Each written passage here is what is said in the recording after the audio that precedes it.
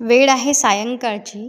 शिवने तुळशीजवळ दिवा लावून देवाला नमस्कार करून काही रिकामी कामं करायला आता सुरुवात केलेली आहे. इथे तो गाडी मागे पुढे करतोय.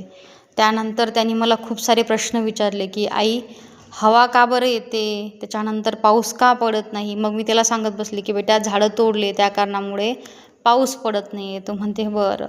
मग अशा पद्धतीने आमचं इथे संभाषण चालू होतं.